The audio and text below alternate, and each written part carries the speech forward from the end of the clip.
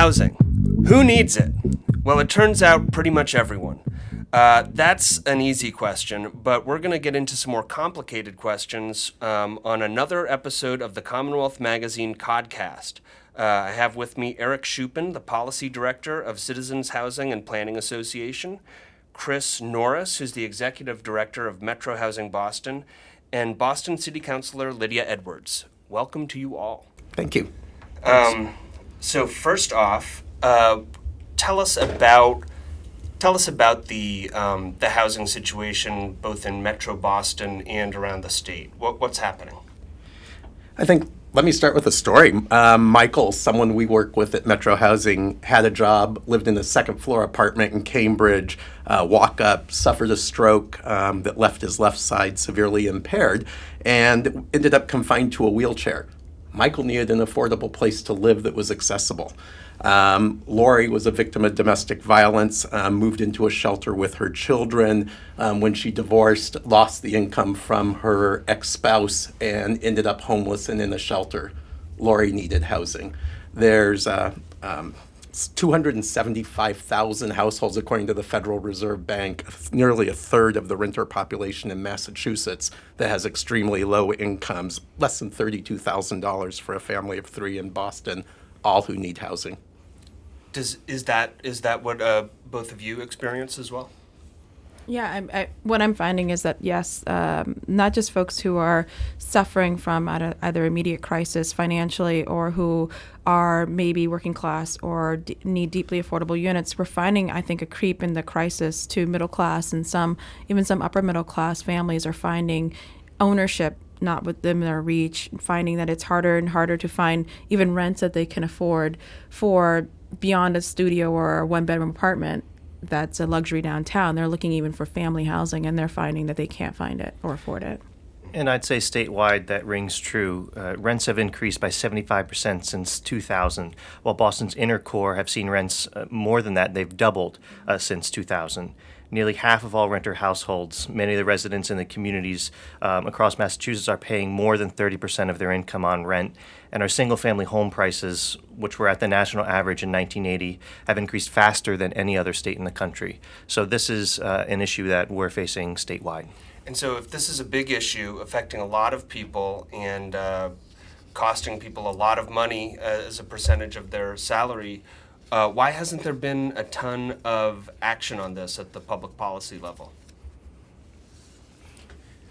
I think you haven't seen it at the policy level for extremely low-income households because poor people vote at lower rates than people who are wealthy. And the folks that elect our elected officials end up with policies that favor them rather than those who don't vote. On a probably more nuanced level, I think it's about control in terms of zoning writ large. When you have 351 cities and towns across the Commonwealth, each making their own zoning decisions and not wanting to give up that control, whereas in many parts of the country, we do it on a larger level, county level, or other broader decision making. But if I could just interject, because the Massachusetts legislature, they have done a lot of things to help poor people or lower income people, raising the minimum wage. In 2006, the first in the nation, the predecessor to Obamacare and the criminal justice reform bill did a lot to help people who don't have a lot of means. So is it just that? It seems like there's got to be more, but I cut you off, Councilor. No, I think that there is. I actually think it is part of that when it comes to issues that do impact poor people, you will find that the prioritization is despite many of the great groundbreaking things we've done, their voice is usually less heard or echoed in the halls of any city hall or at the State House. But I also think there's something acutely different about this moment in the housing crisis that people are finally starting to realize they don't see a way out of it. I think there has been traditionally this understanding that the market will somehow correct, the rents will come back down. The recession, it kind of depressed the rents again, and there's some sort of cyclical understanding about the housing market that it will be okay eventually in housing. But I don't think folks are feeling that way anymore. They're feeling it's actually the rents are still going up despite all the building that we're doing, despite all the policies that we have. I think it's impacting a lot of traditional homes that have actually a lot of some of my constituents who've been against rent control, who've been against, who wanted gentrification, who want all these things. And now they're in a situation they're saying, my kids will never be able to live in the Boston that I know. They'll never be able to live here, not because I can't afford or that I'm in a deeply affordable unit or I'm on Section 8. It's because literally whatever's being developed isn't for us. So I think that there's a different understanding about what housing is. And I don't think people see their way out of it anymore. They are demanding that the government do something now in a way that they haven't before. And I would say that there has been legislation. Some legislation just hasn't passed. We've taken this on. CHAPA has been working on these issues for a long time, and there are results to show for it in Massachusetts that we can be proud of. We do have Chapter 40B, our state's affordable housing law, that was passed 50 years ago. We have Chapter 40T, which was passed 10 years ago, that goes to preserving affordable housing. And last year, we passed a $1.8 billion affordable housing bond bill, the largest in the state history, to provide resources to create more affordable housing. It's just not enough. We need to do more. And that's what we're working on this session, whether it comes to zoning reform, providing new resources for programs like the Massachusetts Rental Voucher Program, rental assistance, investing more in our public housing, making sure that we preserve and hopefully expand access to public housing. All of these things that Massachusetts has invested in, we can be proud of, but we need to do more of as well. And the one area of most attention, as crazy as it sounds, is zoning reform. It seems that this is where the governor is sort of pushing things and wanting to make a slight change that he says, and a lot of other people say, will have profound impact in cities and towns around the state. And that would just be to lower the threshold for doing things like building a multi-unit building. Why do you think there is such consensus around the governor's housing choices bill? I'd just start by framing the challenge, why legislation like zoning reform right now is so important. It's because we don't do a very good job of building housing in Massachusetts. For the last 30 years, we've been producing half the number of homes that we did in the 60s, 70s, and 80s, so we have a housing shortage. And what that's going to do is drive costs up. 200 cities and towns have gone for a decade or longer without permitting any multifamily housing. Most of the housing that's been built has been built in Boston, in Cambridge, in Somerville. And the responsibility to meet our housing needs in Massachusetts cannot fall on those communities alone. And so by changing zoning, changing the rules by which we decide what gets built and where, it can have an impact on helping meet our housing needs. So that's why I think there is support for this legislation, because there's a recognition that we need to help communities who want to build housing to do so and to break down those local barriers like a 2/3 majority. Now, is it the only step? Absolutely not. But it's an important first step to trying to help meet our housing need. I agree with Eric. I think that's what you're hearing from folks. It's not necessarily that they oppose a bill to reform zoning, but rather what else can you do as part of that to ensure that everyone benefits from it. And not to have the legislature oversold on things. Eric mentioned Chapter 40R, the smart growth zoning. Back when it passed in 2004. I think he mentioned some other 40s, but that's... But folks, as part of the zoning, folks were promised or anticipated 33,000 new units of housing being built over 10 years. In reality, in the last 14 years, fewer than 4,000 have been built, and half of those were already in the pipeline when the legislation passed. Mm-hmm. And Councilor, you know about building consensus. The City Council is Boston's legislative body. Do you have an opinion on why there is such consensus around the governor's bill? Well, I would say that I came and testified against the governor's bill because there is consensus around zoning reform, absolutely. But I think his bill is part of that tool, but it doesn't actually complete the full picture. I don't think in his bill does he use the word affordable housing. He doesn't seem to really be thinking beyond just changing. I think actually his testimony was the biggest issue, or what is causing the housing crisis, is this 2/3 requirement for zoning. That's the number one issue that's causing the housing crisis. I disagree, and I think most people do as well. I think that we do need zoning reform, and I completely agree. My district specifically is expected to get, just in my little district of Charlestown, East Boston, and the North End, 10,000 new units of housing. And so of the brunt of Boston's new housing, we're going to get a majority of it in my district. And I think a lot of that has to do with the fact that, yes, we need a greater regional approach to it, and zoning reform is necessary. But in the governor's bill, for example, he's trying to eliminate the 2/3 majority for changing zoning generally, but not for actually creating or approving affordable housing. That 2/3 stays for that. So you have suburbs. Is that the local policies where people can say you need to build 20% affordable Yes, for a yes. So there's still That would still require the 2/3. Okay. And so that's a problem for me in terms of, if you're trying to build, you need to build for all. And I think it takes also the top-down trickle-down economic understanding. If we keep building tons and tons of units, that somehow at some point they'll become more affordable. So I've been very critical. I don't believe we can build our way out of the housing crisis. I think we need actual planning and building in the segmented market that housing is. If you want more affordable units, you need to build more affordable units. So I support actually a combination of the governor's bill, but also one that does zoning reform, but also really goes to the crux of smart planning. That's 1288. That's from Senator Boncory and Representative Vargas and Representative Honan, which I think does exactly what the governor does, but then finishes the sentence and assures that there's actual affordable units being built in, family housing around T-stops, making sure that we're actually reporting on how we're building, looking at the needs. And I think that that's actually a comprehensive bill that does what we should be doing. That's right. It has pieces that the governor definitely left out of his, like setting goals and actually measuring what gets built, where it gets built, and who it serves, and requiring that every community have an area for multifamily housing. Fewer than half of the communities in the state built any multifamily housing in the last decade, and that should be unacceptable.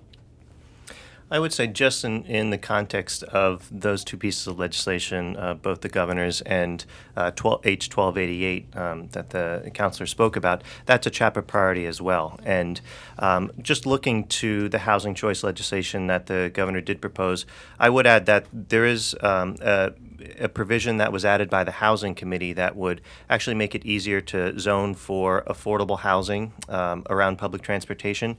So there are pieces that go towards affordable housing.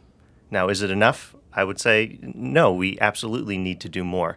And that's why it's so important that all of these issues are worked on and all these pieces of legislation are considered so that the legislature and we can help move forward the strongest possible bill when it comes to solving our affordable housing crisis. So looking beyond what the governor has proposed, and you've both I think all three of you have touched on it, this bill proposed by Rep. Vargas and Chairman Honan. Tell me more about what that does, and specifically where it has the state sort of coming in and saying, you need to do X, Y, Z. I think that there's some provisions around MBTA stations, but if you could spell out the particulars, that'd be great. Sure. So H 1288 incorporates the governor's housing choice legislation and lowering that supermajority to a simple majority for certain pro-housing zoning matters, like creating multifamily housing, creating accessory dwelling unit districts, lowering parking ratios even, that would go towards creating housing. But the governor's bill doesn't require any community to do anything. H 1288 contains provisions that would require cities that are served by the MBTA, so about 175 different communities, to allow multifamily zoning around public transportation that's in their communities. So smart growth zoning in the communities that, quite frankly, that's where the housing demand is. And also there's a capacity, the infrastructure to handle that increased development. It also sets not only production goals, so overall production goals, but also affordable housing production goals, because we need, as Chris said, to measure towards what we're building. What is it that we're creating, and who is it affordable to? Both affordable to low and moderate income, but also extremely low income households. We need to think about the housing that we're building for our lowest income families.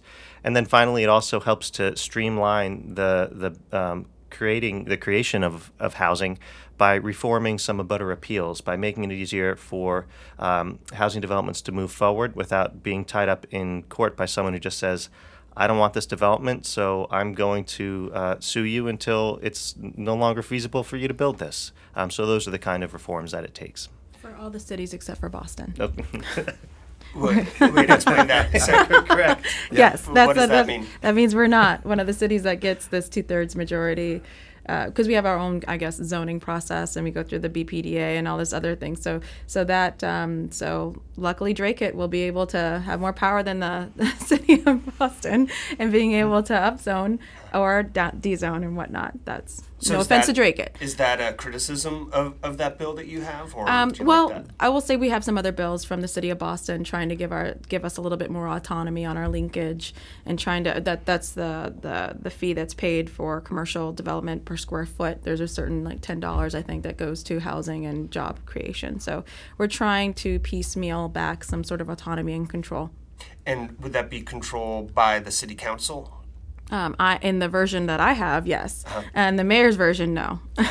And what are those bills? Or what's the one that you support? The one that as in general, we both the mayor and I support more autonomy for the city of Boston being able to change its linkage, which is the per square footage amount paid into the housing trust or into the jobs trust for commercial building. So if you're not going to build housing, you're going to pay this certain fee.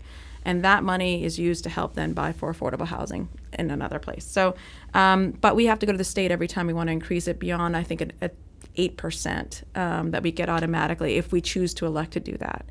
And so we would like a little bit more autonomy to allow us the freedom to do that and increase it just within our zoning commission. And so that's the mayor's version, and then he would propose whatever he wants up, down, all around. And my version proposes that same autonomy, except I want a baseline using the linkage nexus report of $24 per square foot. And I think that would actually be in keeping with what the consumer price index or what the report says is actually what we should be charging. And then also it would be allowing the city council to have a voice in that as well, and so that the city council or the mayor could propose those changes. Interesting. So we've talked about the needs of poor people who don't have enough housing right now, but I'd like to also ask about the concerns, you might call them, of not so poor people, not with any particular bill, but if you're going to increase the supply of housing, then I'd think that those who bought in to a constricted housing market might be worried that their investment in their home, which for many people is the biggest investment they make, is going to lose value. If housing prices drop, helping lots of people than those people who bought in when prices were high, would they lose value? I'm not an economist, but I don't think so. I think to believe that even if the entire 135,000 units were produced, that would impact the market significantly is perhaps naive. It's going to be spread across the state, so it's not in any one place. And then secondly, I think the bigger danger in value is if people can't afford to live here, work here, or stay here. That's what's going to drive costs down. So this is a small step in the right direction in terms of addressing zoning and looking at other production methods. I would also add, I think traditionally people have seen housing as a long-term investment, over 30 or 40 years. And so if you're investing now, which we're seeing speculating in housing and seeing your returns come back 200-300% after 5 years because you just bought really well, yeah, you're likely not to see those kinds of returns in housing and that market going back to what it's traditionally been, and how in many cases people have been able to transfer that kind of wealth over long term, over generations. That's what housing has traditionally been.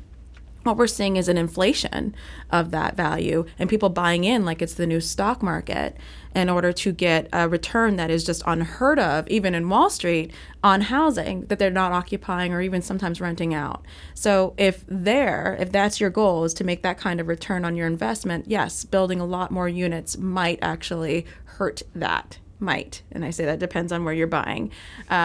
course, if we just pass a transfer fee, then we can also pull some of that income out, and we'd be very happy with that and use that for affordable housing. So I'll just plug that. And I would just add, all of these efforts that are out there right now, everything that we're doing is because the status quo is not working. If we keep things as they are, we're all going to lose. Workers are going to lose because they're not going to be able to afford to stay here. Businesses are going to lose because they won't have the workers that they can employ. And certainly our lowest income families will be hurt the most because these skyrocketing housing costs will put them further and further out of reach for them. And we'll see what we have been seeing, which is increases in homelessness.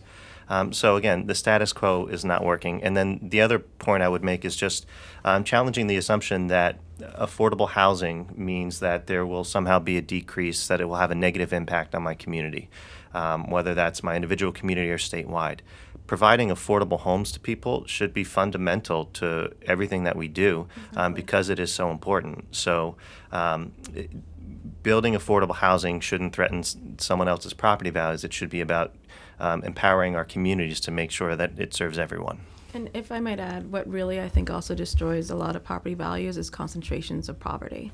So what you're finding is when people can't afford Boston, they're moving to Brockton, and larger levels than the infrastructure in terms of schools, in terms of social network, in terms of social programs can absorb in Brockton or other communities, because they're getting a huge amount of folks who need those things. So what we do need is to stop the concentration of poverty, and that only happens when people are displaced in mass and moving to certain cities and towns. So I actually think building for more affordable towards the middle will actually help to stabilize that. Great. And I'd like for everyone to kind of go around and talk about any places or people or organizations, but maybe mostly places that are really doing housing right. And it doesn't need to be in Massachusetts. That's where you're most familiar, but just looking around, who can you hold up and say, wow, this is a model that we should follow? I have two. I'll go first. I have two. One would be the city of Boston, because the mayor in his Boston 2030 report actually put out goals. You can agree or disagree with the policy, but at least he put something out there. He put funds to back it up and is moving forward on it and examining it and readjusting as it moves forward. I think more broadly, I would say any of the countries that recognize that the government has a responsibility for its families and its individuals to ensure that they have a safe place to live. So whether that's council housing, whether that's social housing, or whether in the U.S. that's public housing, which unfortunately has been painted in a bad light due to the lack of investment that the government has chosen to make, and then use that as an excuse for tearing it down or for demonizing the families that live there. And what is council housing? It's in Britain, it's similar to public housing. Is it just another name for State, yes. Okay. But is Britain a place where you think they're doing it right? I think that it is one example where they haven't demonized public housing as we have in the States. I think there are communities within Massachusetts who are trying to do the right thing about housing. They are trying to build more, but they face some real barriers to getting anything built.